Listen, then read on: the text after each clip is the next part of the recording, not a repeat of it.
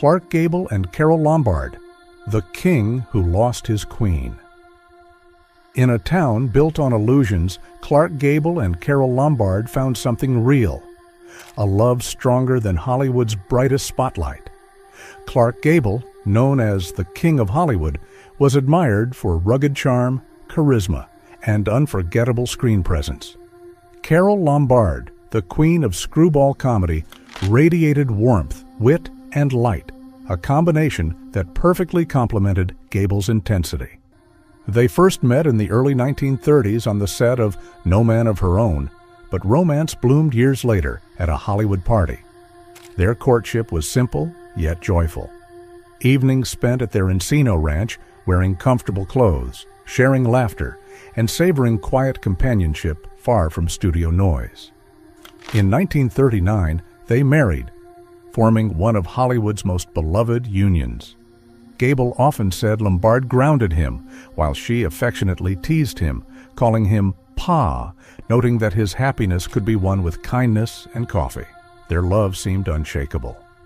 Tragedy struck in January 1942 when Lombard died in a plane crash during a war bond tour.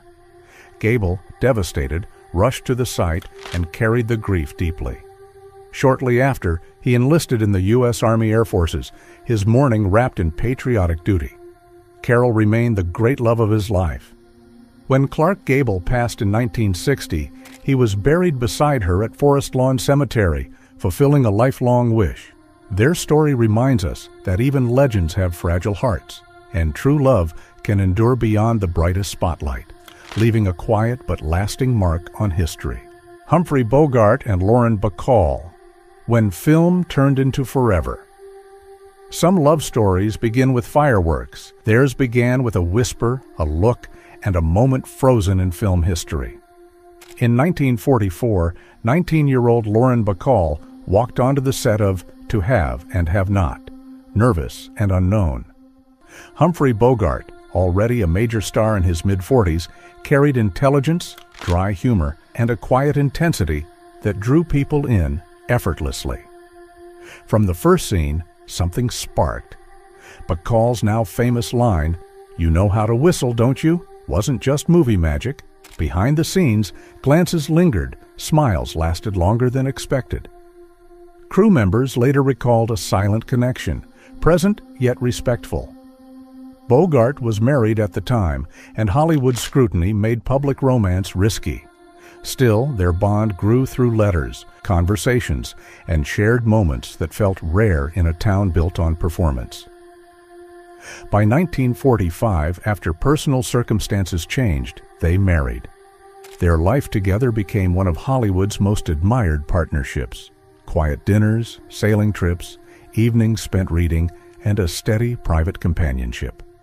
Bacall later said, "No one ever made me feel as safe." Their love faced challenges, Bogart's long hours, illness, and fame's pressures. When he fell seriously ill in the mid-50s, Bacall stayed by his side. He passed in January 1957 at 57, leaving her heartbroken yet grateful for their years together. Their romance was not defined by glamour, but by loyalty, friendship, and devotion. Proof that even in Hollywood, love can be sincere, steady, and unforgettable. Vivien Leigh and Laurence Olivier. Brilliance, fragility, and unbreakable devotion. Some love stories shine like diamonds, beautiful, rare, and sometimes impossible to hold without breaking. Vivien Leigh and Laurence Olivier first met in the mid-1930s, two rising talents defined by elegance, ambition, and artistry. Leigh was on the brink of global fame, soon to become legendary for Gone with the Wind. Olivier was already gaining recognition as one of Britain's finest actors, carrying the charm and intensity of a born tragedian. Though both were married at the time, their connection grew through rehearsals, letters, and a profound emotional understanding. In 1940, after years of quiet devotion, they married, becoming one of the most admired couples of their era. Together, they captivated audiences on stage and screen, their performances marked by electricity and emotional depth. Yet behind the brilliance, Lee struggled with severe mental health challenges, little understood at the time.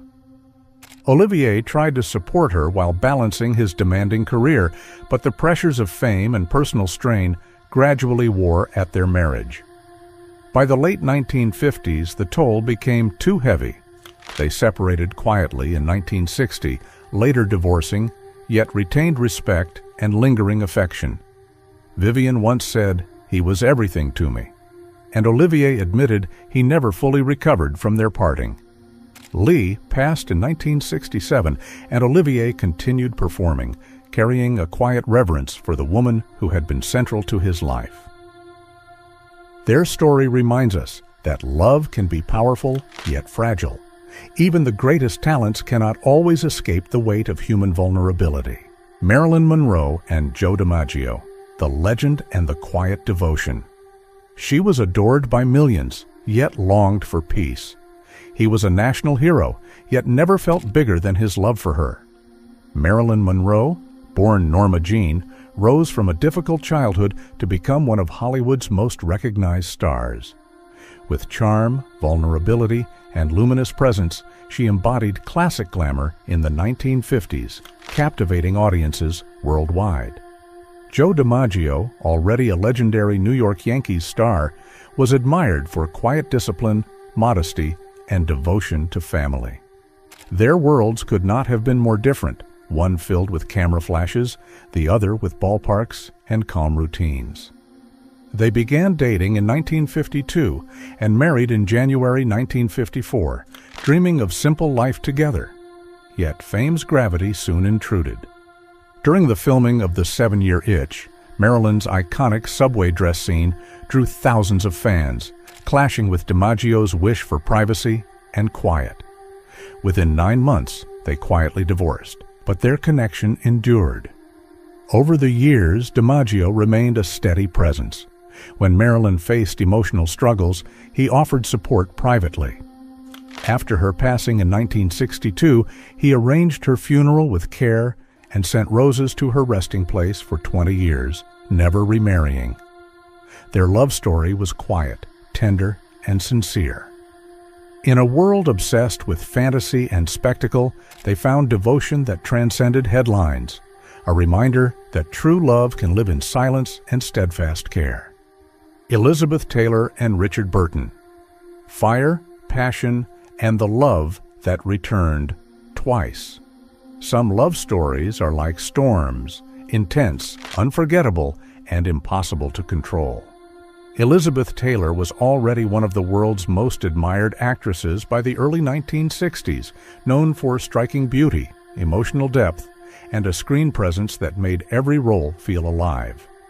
Richard Burton, a commanding Welsh actor, brought Shakespearean intensity, sharp wit, and a voice that resonated both on stage and screen. They met on the set of Cleopatra in 1962.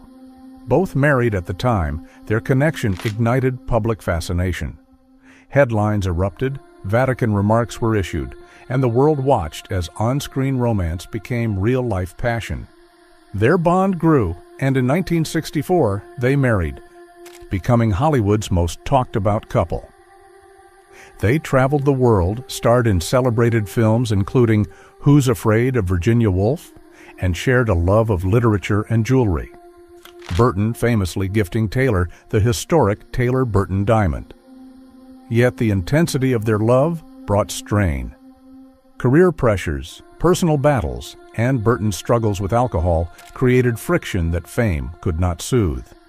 They divorced in 1974, remarried in 1975, and separated again in 1976. Despite the splits, their connection endured. Burton wrote Taylor heartfelt letters, once saying, "I love you," in desperately hopeless ways. Taylor later described Burton as the love of her life. Their story shows that some hearts meet not for peace, but for passion, leaving echoes long after the world grows quiet. Jean Harlow and Paul Byrne, Hollywood's first great tragedy. Before legends like Monroe and Taylor faced heartbreak, Hollywood witnessed an earlier tragedy, one that stunned the industry in its golden youth. Jean Harlow, the original platinum blonde of the 1930s, rose from modest beginnings to become one of MGM's brightest stars. With charm, comedic timing, and a magnetic presence, she captivated audiences in films like Red Dust and Dinner at 8. Beneath the glamour, she was warm, playful, and generous, a woman shaped by both talent and heart. Paul Byrne, a respected MGM producer, was known for intelligence, refinement, and a quiet demeanor. In July 1932, they married in an intimate ceremony, celebrated as a promising match between rising star and studio executive. But only 2 months later, tragedy struck when Byrne was found dead at their Beverly Hills home. MGM stated he had taken his own life due to physical difficulties, a reflection of the era's wish to protect reputations. Hollywood remained largely silent, and Harlow returned to work under immense strain. Though she continued acting brilliantly, friends noted a quiet sadness lingered. Just 5 years later, in 1937, Harlow passed at only 26, leaving fans and colleagues heartbroken. Their brief marriage became one of Hollywood's first reminders that behind silver screen glamour, real lives and heartbreak unfold, marked by fragility rather than scandal. Judy Garland and Vincente Minnelli, a star searching for home. In a world built on fantasy, Judy Garland spent her life searching for a place where love felt safe, warm, and real. Judy Garland began performing as a child, her voice carrying both hope and longing. By the late 1930s, The Wizard of Oz transformed her into one of Hollywood's most cherished stars. Yet behind her radiant smile stood years of studio pressure, exhaustion, and a yearning for emotional grounding, something fame could never fully offer.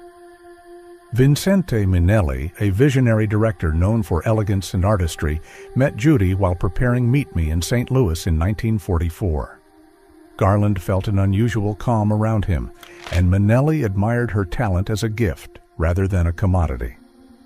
Their creative connection grew into affection, and in June 1945, they married, welcoming daughter Liza Minnelli a year later. For a time, Judy found the home-like stability she had always longed for: dinners at home, quiet evenings, and a sense of belonging away from cameras. Yet pressures persisted. Garland's struggles with exhaustion and studio demands deepened, and Hollywood offered little understanding of mental health. Minnelli, devoted to his work, could not shield her from burdens that began long before they met. Their marriage grew strained, and by the late 1940s, they quietly drifted apart.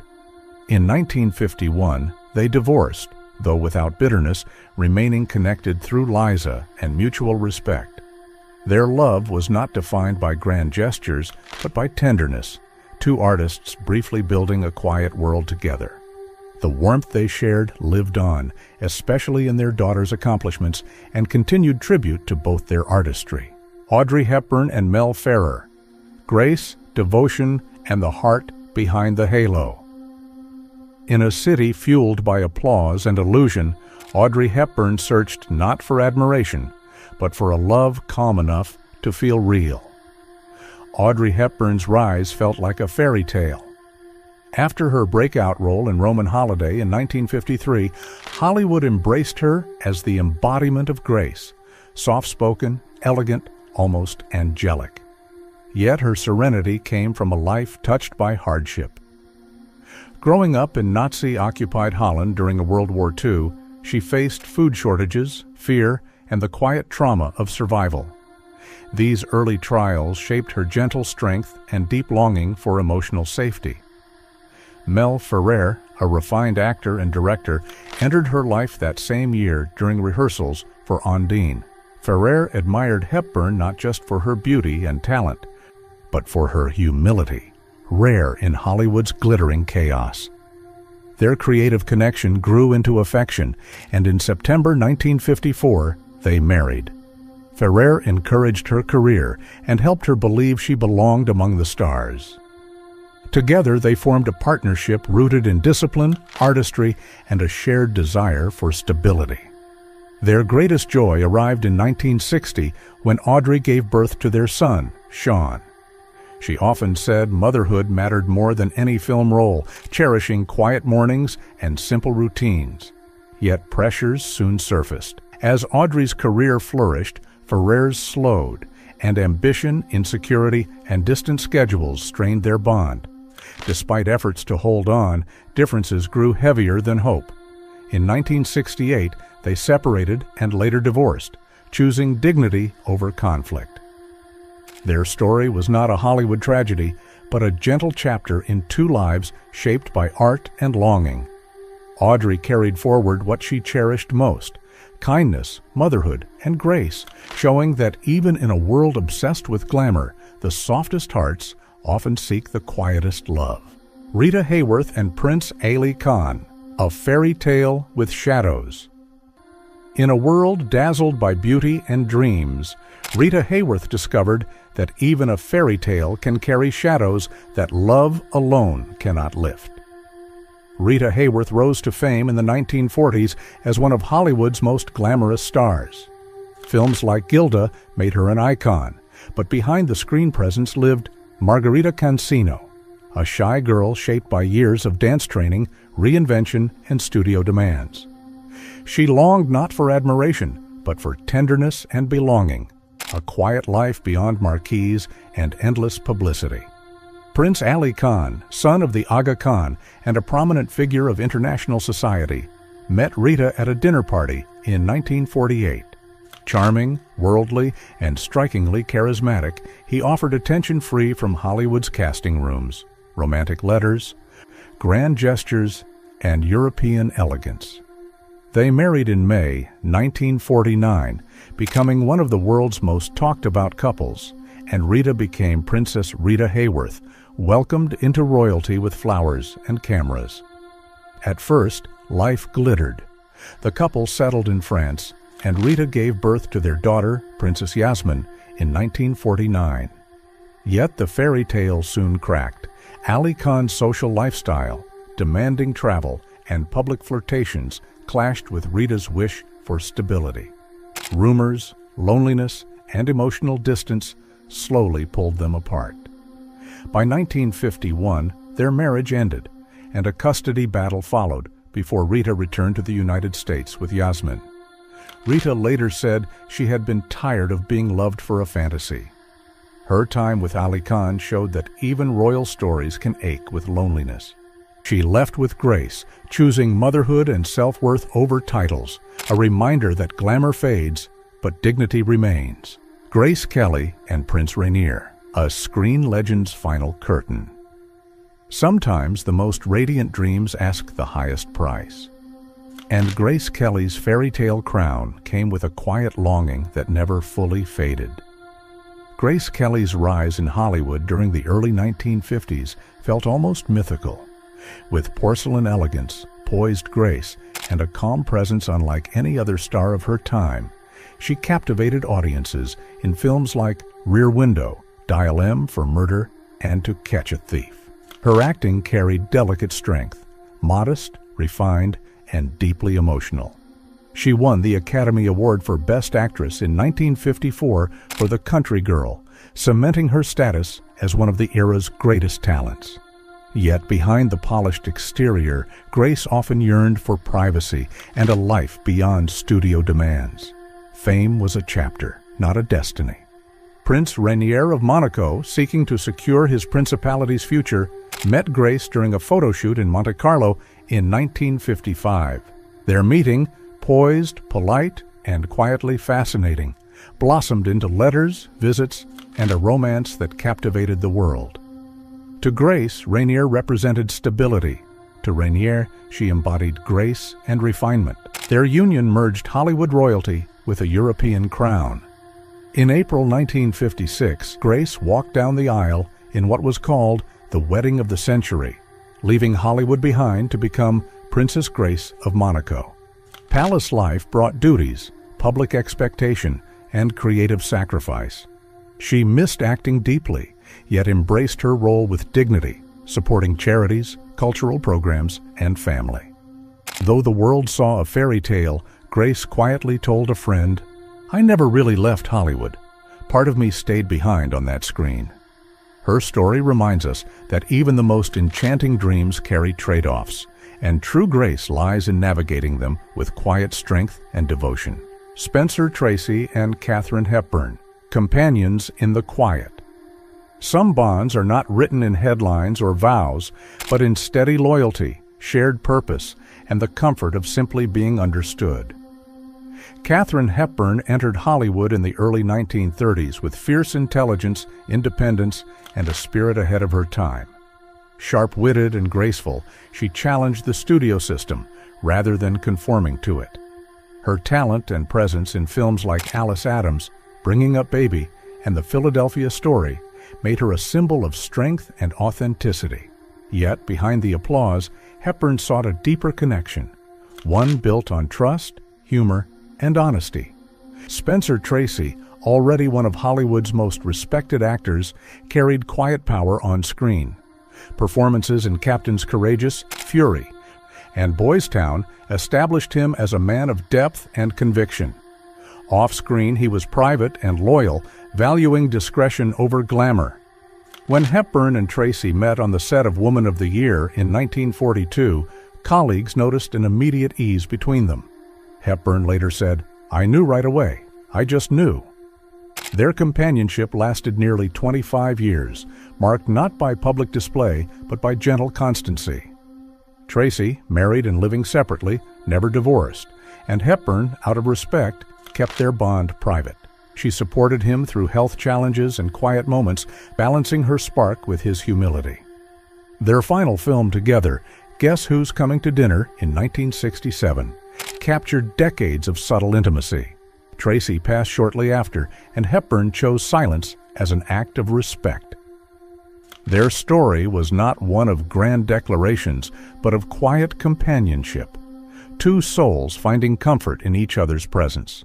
In a world of bright lights and applause, their bond lived in the stillness, private, gentle, and profoundly human. Natalie Wood and Robert Wagner, Love, Loss, and Unanswered Questions. Some love stories shine brightly, return again and again, and still leave the world wondering what truths linger beneath their final chapter. Natalie Wood grew up under camera lights. As a child star in the late 1940s and early 1950s, she carried warmth and emotional depth beyond her years. Films like Miracle on 34th Street, Rebel Without a Cause, and West Side Story lifted her from promising newcomer to cherished Hollywood star. Though adored on screen, she longed for stability, a life where love felt safe, steady, and real. Robert Wagner, rising through studio ranks in the early 1950s, possessed classic charm and polished elegance. Known for dramas and romantic films, he was the poised, refined, leading man of his era. Natalie admired him since her teenage years, and when they met, their connection felt inevitable. They married in 1957, becoming Hollywood's picture-perfect couple, admired for grace, glamour, and seeming harmony. Yet even beautiful partnerships face pressures. Busy careers, outside demands, and personal stresses strained their marriage, and by 1962, they parted ways. Time softened the hurt, and in 1972, they reunited, marrying again with greater maturity and understanding.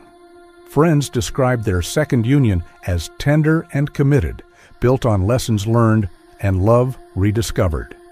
In late November 1981, tragedy struck during a weekend boat trip near Catalina Island. Natalie Wood drowned under circumstances still debated. Authorities ruled it an accident, and the industry mourned a brilliant life lost too soon. Wagner, devastated, remembered her privately, honoring her memory. Natalie Wood and Robert Wagner's story is one of devotion, reunion, and enduring mystery. Their bond held passion, reconciliation, and shared history, a reminder that love can endure despite distance, tragedy, and unanswered questions. James Dean and Pier Angeli, Love the World Wasn't Ready For. Some loves burn quietly yet powerfully, not in grand declarations, but in moments that linger long after the world has moved on. James Dean arrived in Hollywood in the early 1950s like a spark in dry air, intense, thoughtful, restless, and wildly talented. With East of Eden, Rebel Without a Cause, and Giant, he became a symbol of youth, vulnerability, and raw emotion. Behind the rebel image, however, lived a sensitive soul who sought tenderness, understanding, and a sense of belonging. Fame came fast, but what Dean truly craved was connection, not applause. Pier Angeli, born Anna Maria Pierangeli, embodied grace and quiet beauty. Rising in the early 1950s, she enchanted audiences with gentle warmth and emotional sincerity. On screen, she glowed. Off-screen, she carried innocence and family devotion. When Dean and Angeli met at a studio in 1954, their chemistry was immediate. Friends recalled shy glances, long conversations, and the way they found peace in each other amid Hollywood chaos. They escaped to beaches, late-night talks, and quiet dinners, yet pressures loomed. Studio opinions, cultural expectations, and family influence shaped their lives. Pier's family favored stability and tradition, while Dean lived fueled by artistic passion and restless independence. In November 1954, Pier married singer Vic Damone, and Dean reportedly watched her leave the church from across the street. He carried her memory quietly. Less than a year later, in late September 1955, Dean's life ended tragically in a car accident, leaving audiences mourning a star whose story felt unfinished. Pier Angeli later said James Dean was the love that stayed in her heart, a chapter that never fully closed. Their story was brief, yet profound, a reminder that some connections are not measured in years, but by the depth of feeling they leave behind. Robert Taylor and Barbara Stanwyck, the romance Hollywood never forgot. Some love stories leave no bitterness behind, only tenderness, loyalty, and a quiet echo that lasts long after the final curtain falls. Barbara Stanwyck rose through the 1920s and 30s with determination carved from hardship. Orphaned young and raised in foster care, she learned early that strength and self-reliance were her survival. Yet behind the steel, she carried a deep capacity for love and loyalty. With films like Stella Dallas, Ball of Fire, and Double Indemnity, she became one of Hollywood's most respected actresses, admired for talent, dignity, and discipline. Robert Taylor entered Hollywood in the mid-1930s as a striking young leading man.